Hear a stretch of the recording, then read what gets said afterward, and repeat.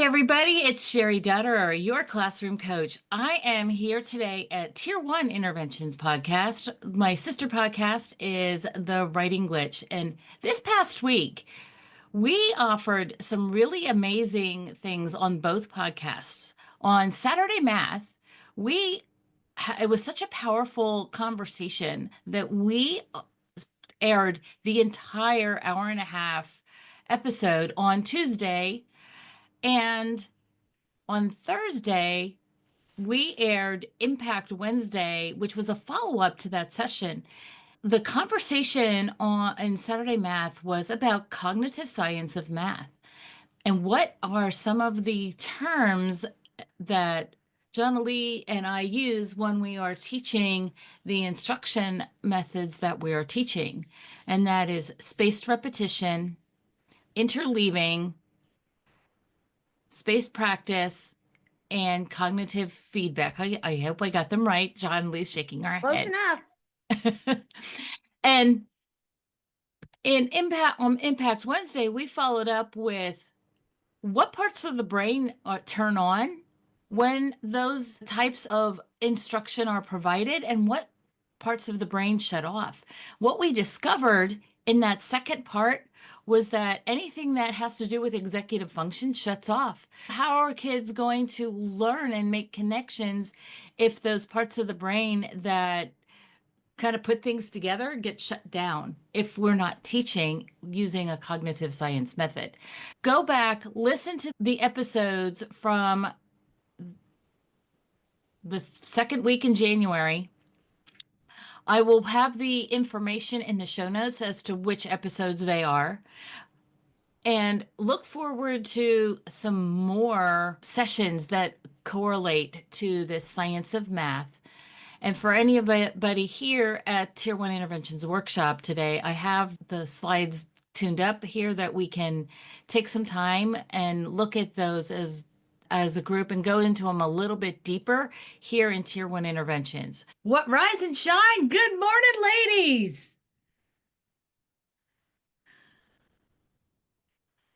Jonily, just a quick question, as I'm OCD and have to know ahead. Anything I need to be prepped for the end of the month? Being a lifetime certified coach, you get to go through all of the new cohorts coming in. We need our own self-awareness and our own confidence because we need to speak as if we're already doing it.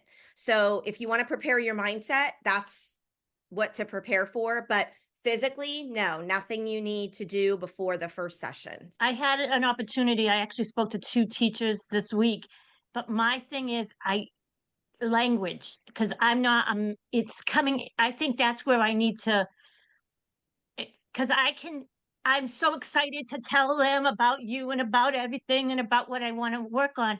But when it comes to putting it out there, it's my mouth that doesn't. You know what I'm trying to say is I don't have you. I don't have your mouth telling them math and this and that. And I want to tell them about interleaving and I want to tell them about all those good things. It's just it doesn't flow out of me as quickly as my brain wants to say it. So those are the things I need to work on. And it's interesting you say that, and I'm going to make a connection today. So as we're going through today, I want you to listen and look at what I do through that exact lens. Remember, one of the things that I always say is that I plan in chunks. I do that when I teach kids, and I do that when I teach teachers. When I start my paragraph with, I say I plan in chunks, I have 3 or 4 sentences that I always replicate verbatim. What I do is I basically script all of my mini chunks for the first 2 or 3 sentences so that when someone brings that up and I'm going to be responsive teaching and I'm going to teach on that chunk, I already know the 2 or 3 sentences that I'm going to say first. Because really our hang up when we're speaking and presenting, our hang up are the first 2 or 3 sentences. Once we get the first 2 or 3 sentences out, then everything else flows. The intro is what's difficult. So those are the sentences that I practice and memorize so that when I'm teaching on that topic, it flows really beautifully. So that's just a little piece of how I do it. When I say I plan in chunks and not sequences, What I do is I document about 30 different chunks of topics that I present on. And for each of those, I write my best 3 sentences. That's an exercise that I do. And then I literally memorize those. Then I can ad lib after that. That is a really great question. And these are the things at the end of the month when we jump into certification. These are the things that I want to pull back the curtain and tell you exactly what I do. I used to not know what I did because people would say to me, Jonily, how do you do that? But how do you say it that way? And how do you get people on the edge of their seat? And how do you make sure that you don't pause and it sounds awkward? How do you make it sound like you're not reading off a PowerPoint? And I used to not know. But what I've done in about the last 8 to 10 years is I've unpacked the processes that I use to speak clearly, change my tone, change my facial expressions, watch my hand gestures, and figure out what language comes through my lips. Teresa, you are insightful and asking the exact correct questions. And that is what I have analyzed for myself so that I can better help others. Again, I never used to be able to do that. That's what we're going to focus on as we go into the end of this month. Great question. Other thoughts or questions on that topic? And you'll notice that I haven't gotten there yet. Tell us more about this. Let's talk about this for a moment. Sarah, good morning. You have your hand raised. Go ahead. Good morning. I think for myself that I started with Pam Harris a few years ago and then somehow, and again, I can't even conjure how I got connected with your stuff, but what I know for Pam's work and her strategies, it took me the time of listening again, going to another thing, practicing it myself, looking at the resources, like a long cycle of me doing it myself. And that led to more confidence, communicating it to our teachers, doing it with students. And I know I'm not there yet with what you have shared with me and taught me. And I think to Cheri's point, like sometimes, again, I know you know what you're doing, but my mind is like definitely more linear. And I'm like, give me the book, and here's kindergarten, first grade, blah, blah, blah, like all the like chapter by chapter. And I understand that's not like always the most beneficial way either. And we've talked about that, like brain development, like going here, then going there, then going here, coming back here. And so anyway, it's just taking time. But I think in some ways, time is just time and experience helps to develop a little bit better understanding. And then when you really own something, then you're able to communicate it, if that makes sense. It makes perfect sense. And Sarah, I want to stamp something that you said to make it really solid. And what you're describing is interactions over time. I preach that's how we need to be teaching kids. What are the chunks? What are the essential chunks? What are the power standards? And how do we deliver that in micro doses, interactions over time, the IV drip? But as adults, that's how we become experts also, is interaction over time. When people say to me, I want to do what you do, I want to do it how you do it. First of all, I don't want you to do it how I do it. I want to teach you to be the best you, because the way I do it, you can't pull off. The way Cheri does it, I can't pull off. The way Teresa does it, I can't pull off. And so we want to make us the best that we can be. But on the other side of that, I think that as we start to analyze, we do that through, Sarah, and I'm going to stamp exactly what you said because this is really good, just watching it over and over and over again. This is a really exciting group we have here, and I'll tell you why. Actually, you all know why, because I think you all know each other. But a couple of things I know, Kirk, we were you, we'd want to be you too. I tell my family all the time, if I were you, I'd want to be me too. I'd want to be me too. And my kids are like, Mom, please, come on. So yeah, let's just face it. No, anyway, Natalie and Amy are certified coaches. Amy, I have not gone back and looked through all your texts. You know me. I will get to it and I will focus on it, but I need the time to do it. And I appreciate you so much, but so much has happened.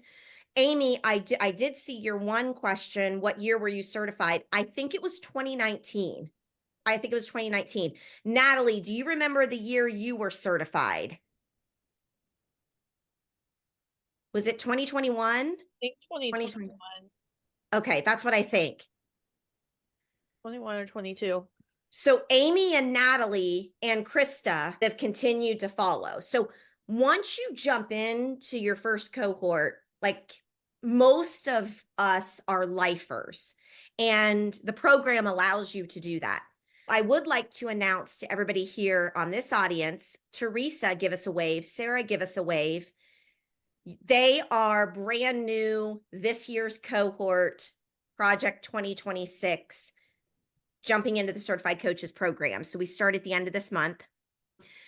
I think you know some of our certified coaches, Natalie, Amy, Krista, that have been here. Life gets in the way. But when we talk about the first session of certified coaching and we start with the phrase, I'm the nation's leading expert in, certified coaching can be more than just math achievement formula. It can be thinking about lots of things that you want your face to be known for. Think about that also. Cheri, I'm always hijacking our topic for today, but it's very exciting. Okay. If we look at this group, we've got current certified coaches and we've got people jumping into the program, and we are all just so committed and moving this movement so that so many people can experience it and grow from it. Thanks for being here. This was a good group to do that for because of all the certified coaches that are here. And I wanted to hack the conversation a little bit. Of course, I know I go a little on this is what's happening in the world of disability labs. But one thing that Jonily and I have been thinking about, and I want your opinion on this. A couple of you got the holiday box, and you found the value in it. One of the things that we were thinking about is I've created these quick start guides for the different reference tasks. Would that be something that you would find value in if we did a digital subscription that just highlighted those that you could print them off yourself digitally? Would that be something you would pay for? Because I was thinking about putting those together. I can set it up and do that, but I wanted to ask before I did it. I would say yes. That would make it. Okay. Then I will get that ready and we'll talk about that in February. Today, we're going to be talking about the reference task called staircase. Jonily is going to separate this into 4 different sections, and that is how to increase focus and engagement, how to individualize, how to make math accessible, and how to improve memory and retention. I know we're talking about this math problem, and then none of those comments that we have there say anything about mathematics. That is because number sense is the foundation of understanding concept. Number sense doesn't necessarily correlate or doesn't correlate with procedures. Procedures are a different animal. Today, we're going to be looking at number sense and the staircase. Jonily, take it away. The biggest component of improving number sense is counting. The foundational gap filler for any math deficit is counting. So we're going to take counting to the extreme today. We can do that in many ways, but today we're going to take counting to the extreme with staircase.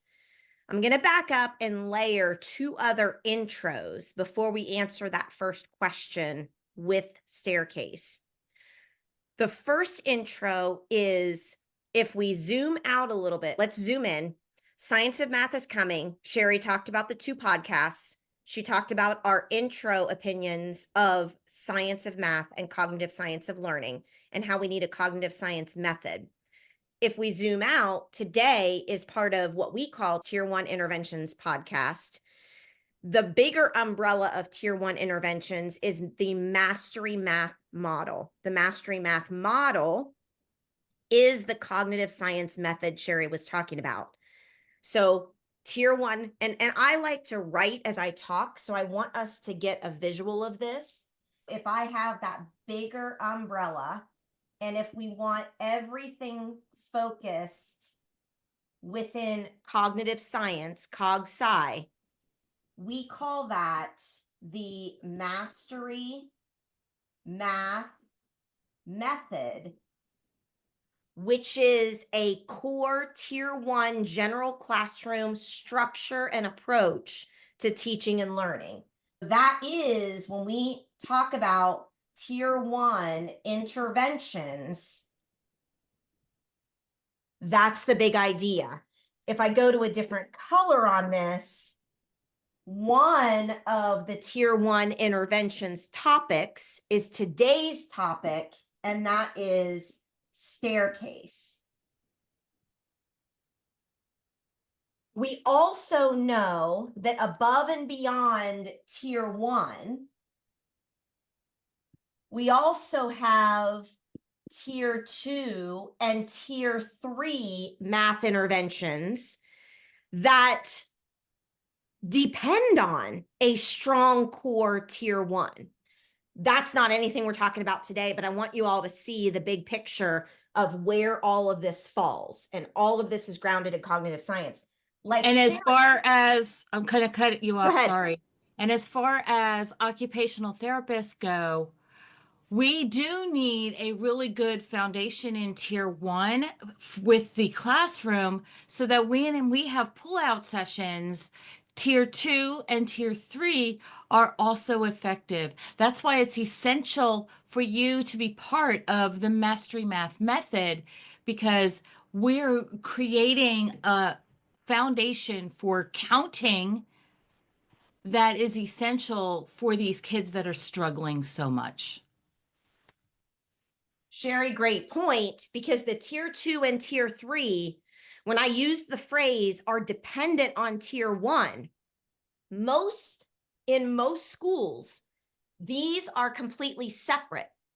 The strategies, the workings, the therapy, whether it's speech therapy, occupational therapy, behavioral therapy, in order to have a highly effective tier two and tier three in schools, we need the occupational therapist and the interventionist and the regular math teacher and the tier one math teacher and the instructional coach. And we need all of these stakeholders to understand all of this. And Cheri, that is, I want to, yes, special ed, paraprofessionals, all stakeholders need to understand, and I'll put a bigger umbrella, big cloud here.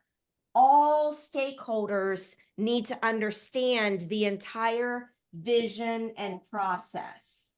The entire vision and process. And the reason that I back us up before we jump into this part of the session is often when I present a topic, people get really amped up about it. We have some really good game-changing takeaways. And people send me testimonials all the time about, look at what my kids did. Look at what they said. Here's a picture. They were so excited. It was so fun. It was so impactful. I uncovered this. But many times what we're missing is where that fits into the big picture. Now, remember, in tier one interventions, there are 12 of these. There's a dirty dozen set of tasks. Now, within all of this, I have to actually put a bottom umbrella, because again, all of this is grounded in cognitive science, but the goal of everything is improving number sense and understanding of number, which I just said a few minutes ago is all about counting. So the whole board is about counting is the key. So this vision and this mission, and I'll move that away for a moment because I don't want us to get distracted by it, is really all embedded in a bigger picture of where all these pieces fit. I think that's important to say. The other important thing that I want to say, and I want to pull this up and draw it for you today. I want two different ways of visualizing big picture. And I thought I had it up, but I didn't. So give me just 4 seconds to do this.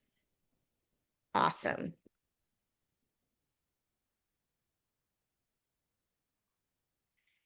In order to make certain that we don't take a new model and implement it with our old beliefs, we have to talk about a new belief system.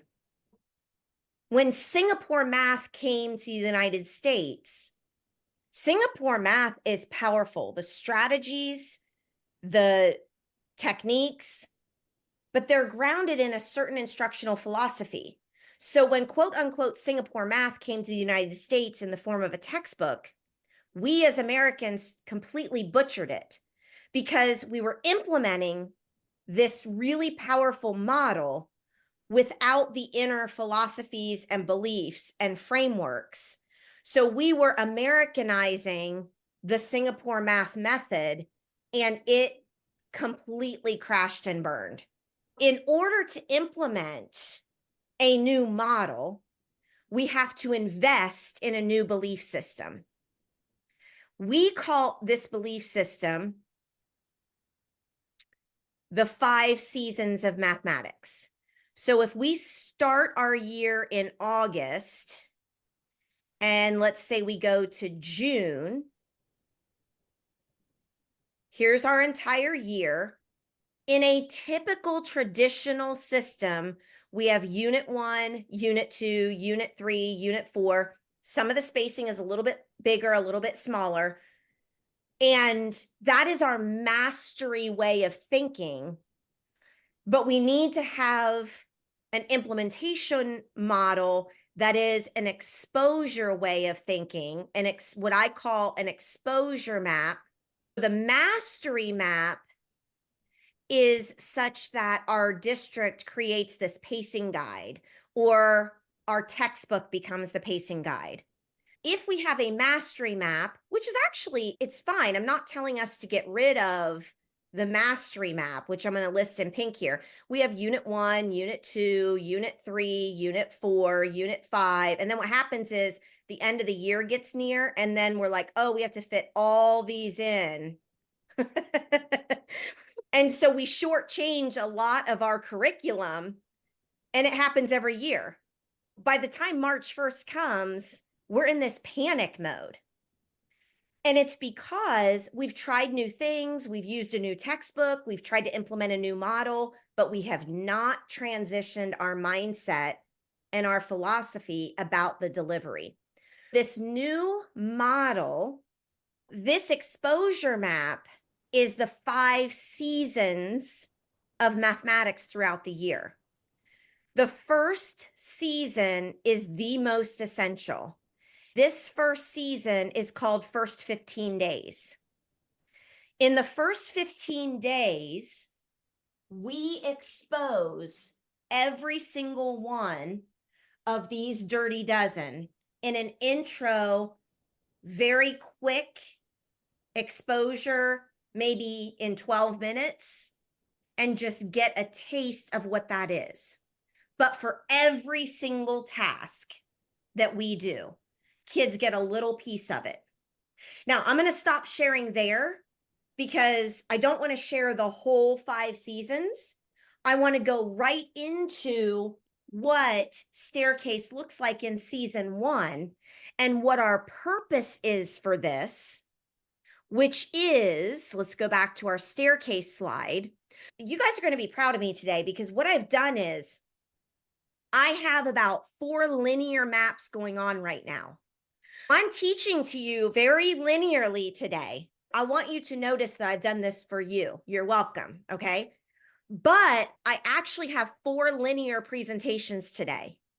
It's the Staircase, which is the counting and the number sense and all that. The second is this cognitive science brain base that Cheri's going to keep like bringing in as I present. The third is the model. And then the fourth is the belief system of the model, which is the 5 C's of mathematics. I've got 4 linear topics that I'm presenting today, but I'm going to be bouncing around between each one. Tier 1 math interventions, reference task number 8 of the Dirty Dozen is the staircase. And the staircase is like a quick dot. The quick dot module is another module. If you want to watch and listen to that before, if you're watching the recording of this, you might want to pause the staircase recording and go listen to the quick dot module because you'll get the foundation of what a quick dot is. I'm not going to re-explain that here, but I want to make that connection.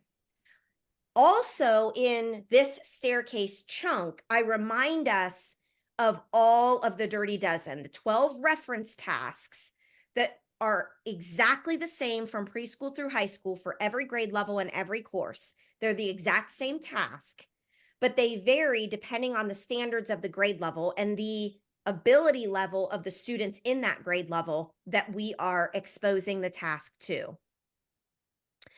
And for our non-math and our non-academic and our support staff, and for our parents and our interventionists, and those of us that are trying to improve executive functioning with kids, improve fine motor, improve visual processing, for those of us that are trying to just help kids function, and that is our main objective and goal for our students, not necessarily the math. These 4 focuses that we're going to go through today in presenting the staircase problem are exactly what those stakeholders need. Cheri has already mentioned these, but the first is, how do we increase focus and engagement? Now, I will tell you, of the stakeholders that I mentioned, the regular math classroom teacher has been asking this million-dollar question for years. My kids are not focused, they're not engaged, they're not on task, they can't work independently, there's no perseverance, this is the complaint of everyone. So how do we use staircase to increase focus and engagement?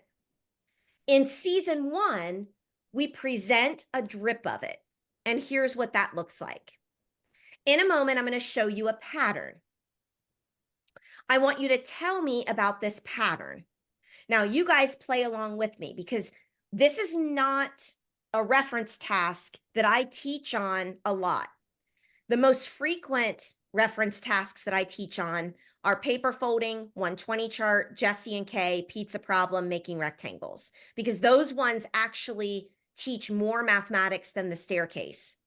So let's play along with me for a moment. Tell me about this pattern of blocks that you notice. Tell me about this pattern. How many stages are missing? Each column is one less than the column before. And Sarah, that's a great comment because I'm going to tell you what I experience with students. When I show this to students, Amy, your first graders usually say the first one is included in the next one. That, I don't think let's sit on that for a minute before I go back to Sarah's comment. I don't think we realize how brilliant that is for a first grader. And we never, in mathematics, we never give kids time to think and process and share their perspective. So if I go back to the question, how do we increase focus and engagement? We help kids feel like they belong and that they matter. And how do we do that? Here are the exact steps. Use my favorite 3 words. Show them a stimulus, something that's going to stimulate mathematical thinking, reasoning, and sense making, like what I've just shown you, this picture of these blocks. Do not ask a content-related question. Use my favorite 3 words, not I love you, tell me about, and let kids share. What that tells them is, I care what you think. I care about your thinking. You belong here. You matter. Your perspective is important. So how do I get kids focused and engaged? This is the first step of the process. Now, the stimulus, you notice, can't have a lot of noise, not the noise we hear, but the noise we see, words, questions that get in the way. Our stimulus cannot prompt answer getting and solving. My responses, go back and listen to the recording of this. What were my responses to the comments? Love that. Now we're fancy. Okay, I'm not confirming or denying anything. Now I'm going to go back to Sarah's comment. Each column is one less than the column before. Many of my middle school, upper elementary students, even high school students will say, because of Sarah's comment, each column is one less than before. They'll say that as the pattern grows, there's one more each time. Therefore, it's a linear function. I'm going to tell you right now, I don't tell this to kids, but because I'm presenting to adults right now, this is not linear. There's not a constant rate. I just wanted to give that. I don't do that in the classroom with kids, but I say that in my trainings with adults, just so that I can continue to stimulate your thinking. I'll go back to what Natalie has said here. How many stages are missing? What I typically do next is I will define some things for students. I will say, look, in a moment, we're going to get blocks and we're going to build. So in a moment, you're going to get some blocks and you're going to build and play. Now, this may happen the first day that I introduce it. If this is season 1, the first 15 days of school, I might spend 30 minutes on this. It's okay. But if I don't want to spend a lot of time, I will say the next time we come back to this problem, we're going to use blocks and you're going to get to play. And then I may not come back to this until season 2 in mathematics. Let me go back to that. Okay. So season 2 in mathematics, I want to get blue here. Okay. Season 2 in mathematics goes from about October to December. Season 2 in mathematics goes from about October to December. And this is where, after we have a very intense first 15 days, because we're exposing all of our curriculum, we have to be on our game. We have to be creative. We have to be intense. We have to be the best facilitator we can be. During this season 2, from October to December, we can chill out instructionally. This is a lot of times where people are like, okay, Jonily, I've done your first 15 days. I need to jump into my textbook. I need to get back to linear. I need to go to my page. This is where you can really do whatever you want. However, if you have done part of Staircase in season 1, maybe mid-October, you might bring Staircase back and say, we saw this pattern about a month ago. We saw this pattern about a month ago. What do you remember about this? Tell me about this pattern again. And today we're going to play with it. We can roll this out throughout the year, not in one sitting. That is the power of the model. And if we go back to what Cheri is talking about with the neuroscience and the cognitive science, what I've just done are 2 of them, actually 3 of them: interleaving, spaced repetition, and retrieval practice. When I do a hint of Staircase here, then I do my second interaction of Staircase. I've left space